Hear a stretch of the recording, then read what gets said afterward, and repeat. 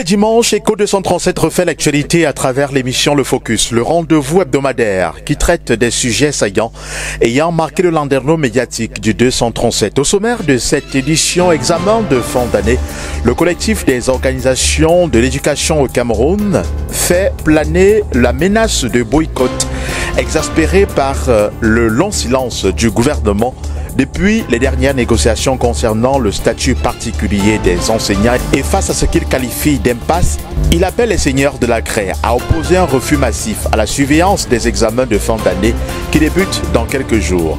Pour mener une analyse profonde de la situation des enseignants, nous avons sollicité les explications d'un des responsables de ce collectif. Ce sera dans un décrochage téléphonique. Doit-on désormais craindre l'eau embouteillée, vendue dans les espaces marchands? Cette question taraude l'esprit après la décision du ministre de l'Eau et de l'Énergie portant suspension des activités de l'entreprise Ora Cameroun pour production et commercialisation de l'eau impropre à la consommation. Comment les Camerounais apprécient-ils la mesure gouvernementale intervenue à la suite d'une dénonciation? Nous les écouterons. Et puis le débat autour de la légitimité ou non du MRC investir un candidat à la présidentielle d'octobre prochain continue d'alimenter les débats. Si les agrégés de droit n'arrivent pas à s'accorder sur la question du mandat impératif, cela relève de la mauvaise foi, selon Albert Zonga, conseiller spécial du professeur Maurice Kamto. Nous l'écouterons dans cette émission. Voilà l'essentiel des sujets qui seront développés dans le focus de ce jour, le rendez-vous qui traite des sujets croustillants du 237. Les enseignants menacent de boycotter les examens de fin d'année. Dans un communiqué rendu public, le collectif des organisations de l'éducation au Cameroun appelle tous les enseignants à opposer un refus à la surveillance des examens de fin d'année organisés par l'Office du baccalauréat. Une décision lourde de conséquences pour des centaines de milliers d'élèves. Pour mieux appréhender les motivations de ce mot d'ordre des enseignants, nous avons sollicité les explications d'un des syndicats concernés. Monsieur Charles Koum, bonjour. Bonjour, monsieur Kiaté. Voilà, je rappelle que vous êtes le président national des instituteurs contractuels et maîtres des parents. Merci d'avoir accepté de répondre aux questions de l'émission Le Focus sur Écho 237. Vous annoncez justement boycotter les examens de fin d'année. Quelles sont les attentes immédiates des enseignants à l'endroit du gouvernement? Oui, il faut dire que le SNICOM, le syndicat national des instituteurs contractuels et maîtres des parents, dont je suis le président, est membre d'une organisation beaucoup plus globale qui regroupe plusieurs syndicats du secteur de l'éducation. Cette organisation s'appelle le COREC.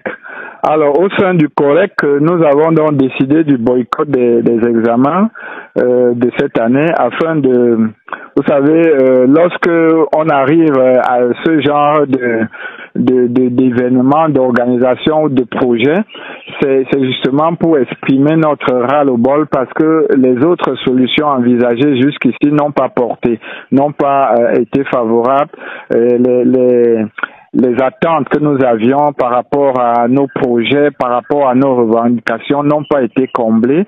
Et c'est pour ça que nous en sommes arrivés au boycott des examens, des examens officiels de cette année. Donc, pour revenir maintenant à votre question, les attentes, comme je le disais, c'est beaucoup plus la signature du statut particulier des enseignants. Il y a un draft qui a été proposé par le COREC. Ce draft-là a été remis solennellement au ministre de la fonction publique qui s'est chargé d'y apporter les modifications nécessaires afin que ça soit présenté à la hiérarchie. Je crois que ça a été présenté à la hiérarchie. Et nous attendons toujours, jusqu'ici, le retour ou la signature de ce statut particulier. En dehors du statut particulier, il y a l'organisation du Forum national d'éducation qui est attendue depuis de nombreuses années. Il faut dire que notre système éducatif est devenu désuet. Il n'est plus en conformité ou en adéquation avec les réalités socio-culturelles actuelles. Nous continuons de former des diplômés creux voilà, qui n'arrivent pas à s'insérer harmonieusement dans la société. Donc, il est question pour nous de demander à ce que l'État organise, ou alors le gouvernement organise le Forum national d'éducation afin de repenser notre système éducatif. Et effectivement, dans un pays sérieux où les gouvernants sont véritablement ont véritablement l'envie d'apporter une touche nouvelle au secteur éducatif, cette revendication ne devrait même pas être portée par les syndicats. On ne devrait même pas faire des grèves pour qu'il y ait ce genre de projet mis en œuvre. Donc, nous demandons, pour être plus précis, nous demandons la signature immédiate et la signature et l'application immédiate du statut particulier des enseignants, et ainsi que la tenue du Forum national de l'éducation, sans oublier les autres problèmes d'ordre financier, à savoir les rappels des enseignants qui sont calculés sur des bases aléatoires. On sert des faux rappels d'avancement ou d'échelon aux enseignants. Il y a également des gens qui n'ont pas toujours été pris en compte, dont les premiers salaires, ils ont été recrutés par l'État, mais les premiers salaires ne sont pas encore arrivés jusqu'à plus de 4 ans aujourd'hui. Donc, c'est autant de choses que nous revendiquons. Donc, entre autres, il y a également d'autres que je peux pas citer ici pour des questions, pour des besoins de temps. Tout à fait. Pourquoi, selon vous, le dialogue entamé avec les membres du gouvernement n'a pas continué, malgré la mise en exécution du mouvement de grève d'avril dernier? Bon, les syndicats restent ouverts au dialogue. Hein. C'est au niveau du gouvernement que tout est bloqué pour l'instant, et c'est pour ça et c'est cela qui justifie le boycott des examens, parce qu'il a été dit que les syndicats attendaient des solutions visibles, des solutions palpables, des solutions concrètes. Malheureusement, lors des dialogues, ça bavarde encore, et rien de concret n'est pris. Rien de concret, aucune résolution concrète n'est véritablement prise. C'est pour ça que les syndicats sont entrés en grève. Maintenant, il était question que à la date butoir du 18 mai, que des solutions palpables soient constatées, soient observées, véritablement enregistrées, pour que la situation se décrispe. Donc, il n'y a pas eu de solution palpable, il n'y a pas eu de concrétisation du dialogue entamé. C'est pour ça que nous entrons au boycott, nous projetons le boycott des examens officiels. Donc, pour être plus précis, les syndicats restent ouverts au dialogue, ils attendent véritablement des solutions concrètes, ils restent ouverts au dialogue, mais un dialogue véritablement constructif, où on pourra véritablement en ressortir avec des solutions concrètes, au lieu d'aller tout simplement bavarder et encore bavarder. Il faut dire que le mot d'ordre de la grève lancée en avril dernier n'a pas été suivi par bon nombre de vos collègues. Peut-on dire par là que tous n'approuvent pas votre démarche ou alors vos revendications? Il faut déjà dire que beaucoup d'enseignants ne sont pas arrivés dans le métier de la même façon. Il y a ceux qui ont été parachutés là par des voies tortueuses, par des parents qui voulaient à tout prix offrir un emploi ou, je sais pas, un matricule à un membre de la famille, ou alors par un frater, parce que nous savons très clairement qu'aujourd'hui les sectes ont envahi notre administration, et aujourd'hui beaucoup sont dans ce genre de situation, beaucoup sont dans ce genre de postulat, si bien que vous n'allez pas retrouver des enseignants qui grèvent à 100%. Ce sera difficile. Donc, il y a beaucoup d'enseignants qui se sont retrouvés là parce qu'ils recherchaient un matricule. Et qu'est-ce qu'ils diront à leurs parents si jamais on les voit à la télé en train de faire la grève ou alors en train de manifester quoi que ce soit, alors que à la base ou alors en amont, ils recherchaient ce petit matricule-là. Donc, c'est des choses qui font croire que peut-être au niveau des enseignants, il y a encore un gros travail à faire, il y a véritablement beaucoup de chemin, beaucoup de sensibilisation, d'éducation à faire, d'éducation syndicale surtout à faire à ce niveau. Donc nous n'obtiendrons jamais le 100% en matière de grève dans notre pays pour des raisons que je viens de citer précédemment. Cependant, il y a des enseignants qui sont véritablement intègres, qui veulent faire correctement leur travail, et pour le faire correctement, ils ont besoin d'un minimum de conditions de travail et de conditions de vie pour pouvoir exercer normalement leur travail. Ceux-là sont appelés des vrais anciens, les anciens véritablement qui ont au profil de conscience professionnelle établie.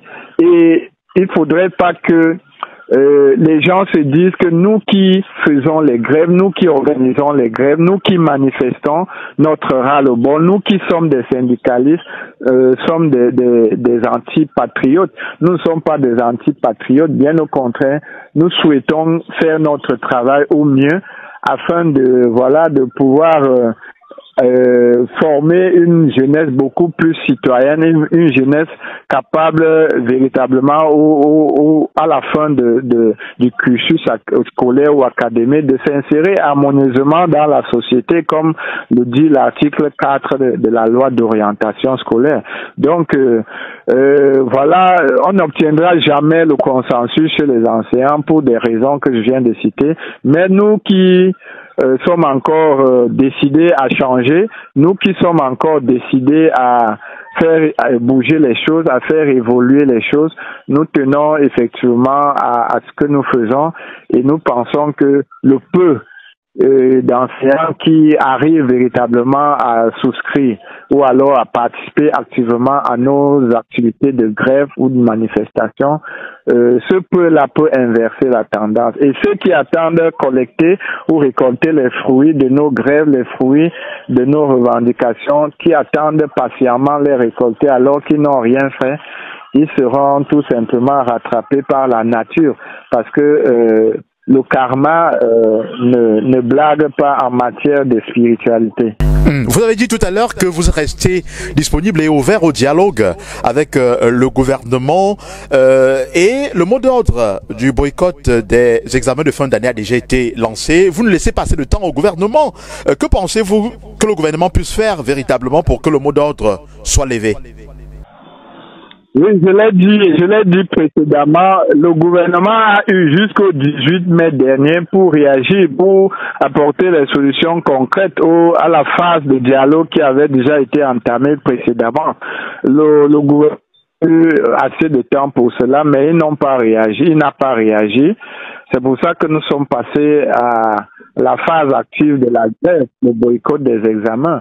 Donc, nous attendons toujours la signature et l'application du statut particulier, l'organisation du Forum national d'éducation et le paiement des arriérés, des rappels de salaire des enseignants, la prise en charge salariale des nouvelles recrues qui continuent de trimer durant plus de 4 ans aujourd'hui et bien d'autres choses qui relèvent véritablement des conditions normales et de travail des enseignants. Voilà tout ce que nous demandons, et qu'on ne vienne pas nous taxer d'antipatriotes ou de quoi que ce soit, parce que nous battons véritablement pour que notre pays et que l'éducation dans notre pays soit véritablement une grande priorité de l'État, comme le disent la loi de 98, la loi d'orientation de 98.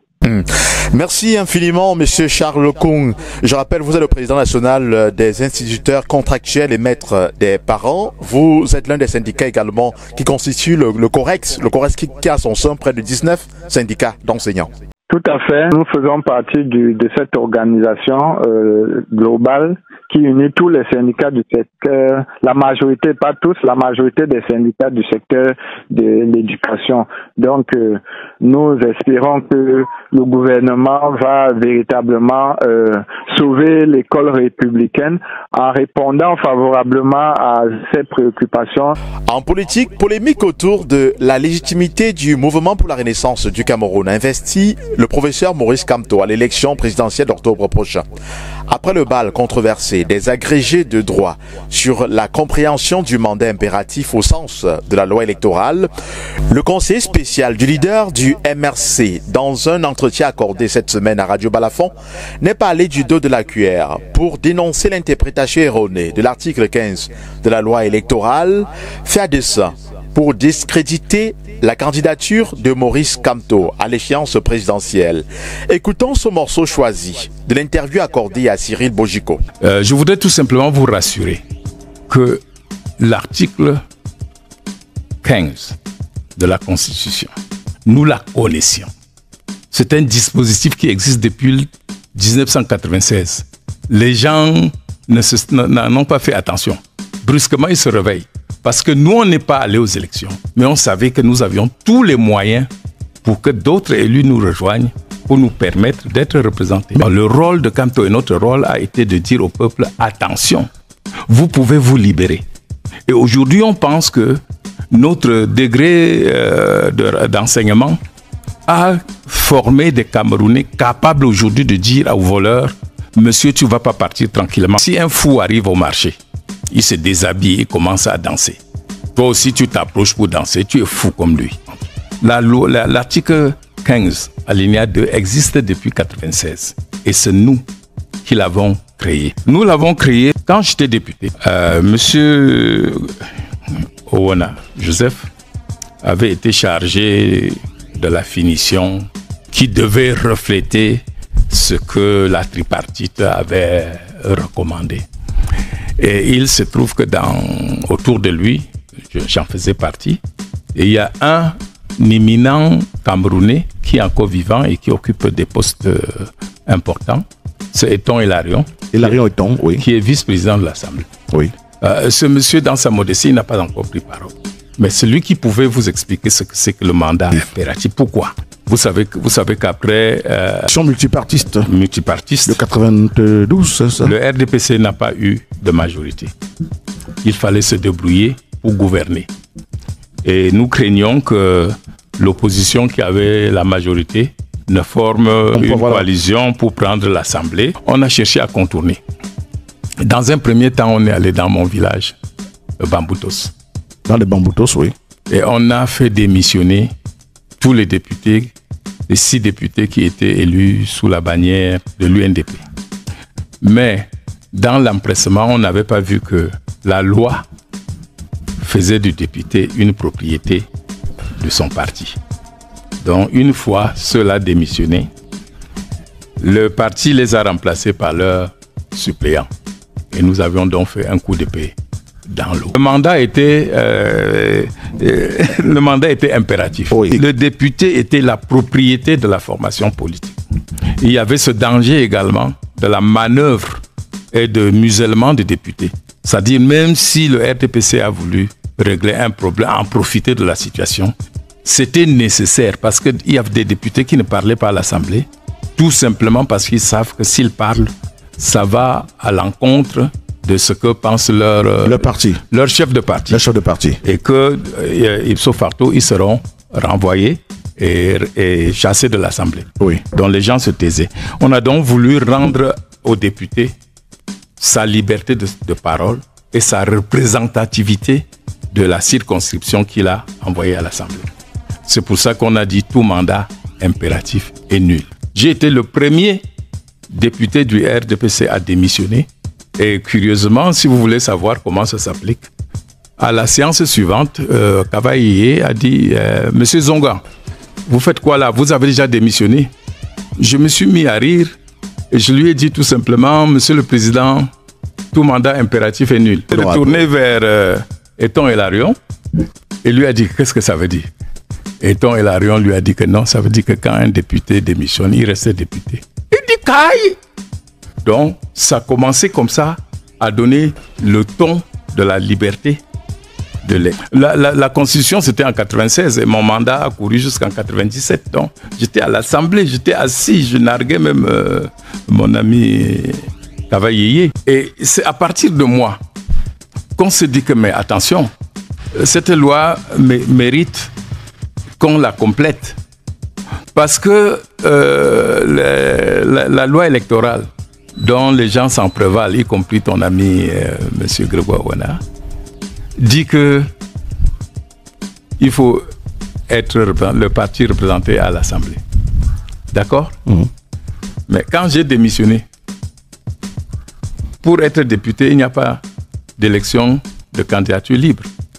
Il n'est pas possible à un citoyen d'être candidat libre, puisque les partis politiques concourent à l'expression du suffrage, selon nos lois. Donc le député se sert d'un parti qui est la condition pour devenir député. De la nation. Dès que tu remplis les conditions présentées par un parti et que tu es élu, le parti n'a plus rien à voir avec toi. Tu peux continuer à le représenter, soit à représenter un autre. Mais la personne permanente que tu représentes, c'est la nation. Donc vous dites, au départ, je représente le SDF. En cours de chemin, vous dites non. L'idéologie ne me permet plus de le représenter. Je représente plutôt l'UPC. Mais tu es le représentant de l'UPC. Ça ne se discute pas. Les partis qui concourent sont tout simplement les conditions pour arriver à l'Assemblée. Maintenant, le conseil municipal de Bafoussam Premier, tous ont démissionné du SDF. Est-ce que le SDF peut se réclamer, peut donner des instructions pour la gestion de cette commune? Certains siègent pour le compte du RDPC et d'autres pour le compte du MRC. Pourquoi? Une commune sera jugée à la fin par les populations pour ce qu'elle a fait et lui accorderont leur suffrage pour continuer ou les chasseront. Aux prochaines élections, qu'est-ce qui va se passer? Il se passera que si ces conseillers ont fauté, ce n'est pas le SDF qu'on va sanctionner. On va sanctionner leur nouveau parti, le RDPC qui va chercher à les représenter. On va sanctionner le MRC. Et puis, il faut comprendre, le pouvoir connaît bien cette loi. Ce ne sont pas des imbéciles. Ils ont voulu la contourner. En faisant quoi? En disant, on devait faire l'élection législative et municipale avant les présidentielles. Si on fait comme ça, quand on va avoir des gens, comme nous voulons lui opposer le fait qu'il n'a pas de conseiller, renvoyons. C'est des gens, c'est des tricheurs. Et on ne triche pas avec la loi. Et quand vous trichez avec la loi, ça vous rend ridicule. La preuve, regardez le nombre d'enseignants de haut rang qu'on a ridiculisé avec cette histoire. Ils viennent bégayer pour raconter du non-sens alors qu'ils ont des enfants qui attendent de bénéficier de leur savoir dans les amphithéâtres. Je l'annonçais à l'entame de cette émission, le ministre de l'Eau et de l'Énergie suspend à titre conservatoire les activités de l'entreprise Ora Cameroun, spécialisée depuis 2003 dans le traitement de l'eau destinée à la consommation humaine, à l'utilisation industrielle et dans les hôpitaux. Cette décision survient, a-t-on appris, au lendemain d'une dénonciation formulée par un client de cette entreprise, s'appuyant sur les résultats des analyses effectuées par le Centre Pasteur dans le cadre d'un audit environnemental. Ce travail a permis de détecter la présence de matières fécales dans l'eau fournie par Ora Cameroun à cette entité publique. Plusieurs autres analyses effectuées auraient abouti au même résultat. Bien que l'entreprise reste convaincue que l'eau commercialisée par ses services n'est pas impropre à la consommation, tout en opposant une contre-expertise, cette information répandue au sein de l'opinion suscite désormais le doute sur la qualité d'eau commercialisée dans les espaces marchands. Nous avons recueilli l'opinion de l'homme de la rue. Écoutons plutôt. Il s'agit d'une mesure hautement salutaire parce que vous savez, aujourd'hui, la population camerounaise fait face à plusieurs fléaux au sein de la société camerounaise. Il y a des fléaux comme celui-là Et vous voyez que ça pose le problème de la santé, un véritable problème de santé publique. Donc, cette mesure prise par le ministre est une mesure salutaire. Et nous pensons que si le gouvernement camerounais peut le faire, non pas seulement en touchant Aura, mais si le gouvernement camerounais peut toucher d'autres structures commerciales qui se lancent dans ces genres d'entreprises.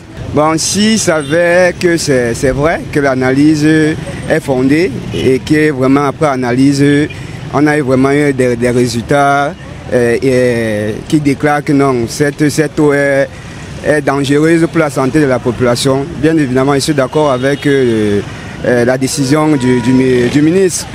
Bon, maintenant, nous espérons que vraiment ce n'est pas une décision à tête chercheuse.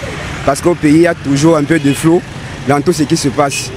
Vraiment, au pays, on sait que non, dans tout ce qui, il y a tout ce qui crée débat, il y a toujours un peu de flou, un peu de suspicion qui émane derrière. Bon, maintenant, comme je disais, si il y a de la véricité derrière cette décision-là, alors je suis d'accord avec la décision du ministre. Je ne saurais répondre du timing que le gouvernement peut décider de pouvoir sévir sur le plan réglementaire. Parce qu'on sait que toute activité économique au Cameroun est encadrée par des lois, par des règlements. L'activité dont vous faites allusion porte sur le captage d'eau, le traitement et sa commercialisation, qui est bien encadré par la loi de 98 sur le régime de l'eau au Cameroun. Alors, chaque entreprise qui exploite de l'eau est subordonnée à un nombre d'arsenals réglementaires, depuis le captage de l'eau, de sa gestion, jusqu'à sa commercialisation. Il y a des exigences réglementaires et normatives qu'il faut respecter. Maintenant, comment fait le gouvernement pour pouvoir s'assurer que les choses sont bien respectées? C'est qu'il y a d'abord le principe de due diligence, qui voudrait que chaque entreprise mette en place ses propres moyens pour assurer la qualité de ce qu'elle commercialise. Maintenant, après, le gouvernement essaie de s'assurer à travers les commissions interministérielles qu'elle envoie dans les entreprises pour inspecter, voir comment le management de l'entreprise est fait pour garantir certaines qualités aux consommateurs. Maintenant, en parallèle, il y a des associations de défense des droits des consommateurs qui ont aussi leur mot à dire et qui peuvent écouter la société pour comprendre qu'est-ce qui n'a pas marché. Maintenant, je vais me mettre au milieu pour ne pas défendre un camp comme dans l'autre. La décision du ministre de suspendre les activités de cette entreprise voudrait dire, à mon avis, qu'il y a eu des étapes préliminaires comme la mise en garde, comme les avertissements, pour arriver à la suspension. C'est ce que je présume et ce que je suppose. Maintenant, si on est arrivé à la fermeture, ça veut dire qu'il y a eu peut-être des manquements aggravés. Bon, maintenant, l'État a pour mission de réguler les activités économiques, pas de prendre position, ni prendre parti. Donc ça veut dire que si l'entreprise aura arrivé à la suspension, elle ne sait pas la première suspension qu'on connaît au Cameroun, elle sait également comment faire pour remonter la pente et pouvoir avoir sa suspension levée. Mesdames, Messieurs, ce sera tout pour cette autre édition de l'émission Le Focus. Merci d'avoir prêté une oreille attentive. Vous êtes de plus en plus nombreux à manifester de l'intérêt pour la qualité de nos productions. Merci pour vos nombreux messages d'encouragement. Nous invitons à continuer à commenter, à liker, à partager nos nombreuses publications. Mais surtout, n'oubliez pas d'inviter vos proches à s'abonner sur Echo 237, la chaîne de valeur. Cette autre édition de l'émission Le Focus a été réalisée avec le concours de Luc Bonguet. Merci de nous avoir regardés. À très bientôt.